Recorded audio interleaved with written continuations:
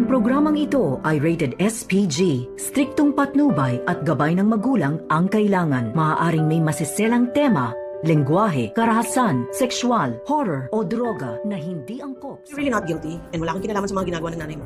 Hindi ka matatakot sumama sa amin sa presinto bukas, hindi ba? Ipinagtataka nga dito ni Zoe na kung bakit daw pinatawag siya dito ni RJ at Giselle. At dito nga nagtanong itong si Zoe nang makapasok siya dito sa conference room kung saan ay nagkakape itong si Giselle at itong si RJ.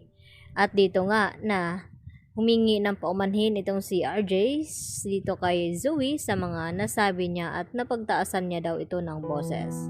At dito nga nagtanong itong si Zoe na kung bakit daw siya pinatawag. At diretsahan naman na sinabi ni Giselle dito kay Zoe na kung talaga daw ay hindi guilty itong si Zoe ay kinakailangan na sumama daw ito sa presinto kinabukasan. At nagtanong itong si Zoe na kung bakit pa daw niya kailangang sumama sa kanila. At dito nga na sinabi ni Giselle na kung talagang walang kinalaman itong si Zoe sa mga pinaggagawa daw ni Moira, kailangan na makita ni Giselle at ni RJ na hindi guilty itong si Zoe. At wala na nga siyang nagawa at agad na tinawagan itong si Moira at ipinaalam dito sa kanyang ina na gustong mangyari dito ni Giselle na ipapatawag at isasama siya sa presinto kung saan ay makakaharap nga nila itong si Dax. At dito nga natila natakot itong si Moira dahil alam niya na nakilala itong si Zoe dito ni Dax at baka ikanta daw siya nito. At dito naman na sinabi ni Zoe sa kanyang ina na ano daw ang kanyang gagawin. At ang payo naman dito ni Moira kay Zoe na unahan na daw niya itong si Giselle at RJ na puntahan itong si Dax sa kulungan at bigyan ng lason upang hindi nga ito makapagsalita kina RJ at Giselle. At hindi naman pumayag itong si Zoe sa sinabi ng kanyang ina dahil krimen daw ito. At dito naman sinabi ni Moira na wala naman daw itong pinagkaiba sa ginawa ni Zoe dito sa kanyang lolo Pepe na nagawa niya ngang ihulog sa bangin. At dapat ay magiging praktikal itong si Zoe at gawa ng paraan, kung hindi baka sa kulungan daw sila dadamputin. At dahil dito nang magharap-harap na nga ay hindi naman sinabi ni Dax na kabilang itong si Zoe sa pagkidnap dito ni Don Pepe. Ang sinabi lamang ni Dax na ito daw si Moira ang mastermind at pakana ng lahat.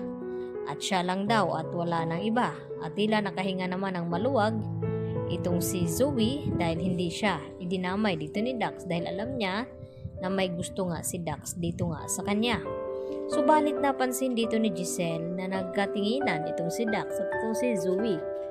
Kaya agad naisip ni Giselle na kasabwat din itong si Zoe at hindi niya napigilan ang kanyang sarili na hindi saktan itong si Zoe at inawat naman ito ni RJ. Dahil si Moira nga ang sinabi dito ni Dax. Subalit ay hindi pa nga tapos ang investigasyon at kikilos na nga itong si Giselle upang malaman ang buong katotohanan. Dahil hindi siya naniniwala na hindi pinoprotektahan ni Zoe ang kanyang ina. Dahil alam niya noon pa man nakasabwat nga itong si Zoe sa lahat ng mga plano dito ni Moira. Lalo pa nakaugali niya itong si Moira. Kaya agad na sinundan ni Giselle itong si Zoe at kinuha niya nga itong cellphone kay Zoe na baka matawagan daw niya itong kanyang ina at mabigyan ng babala. Kailangan na wala daw munang makakaalam itong si Moira nang sa ganon ay mahuli na nila ito. Kaya ang sinunod na trabaho ni Giselle ay ang manmanan nga itong si Zoe upang malaman talaga kung ano ang sekretong tinatago nito.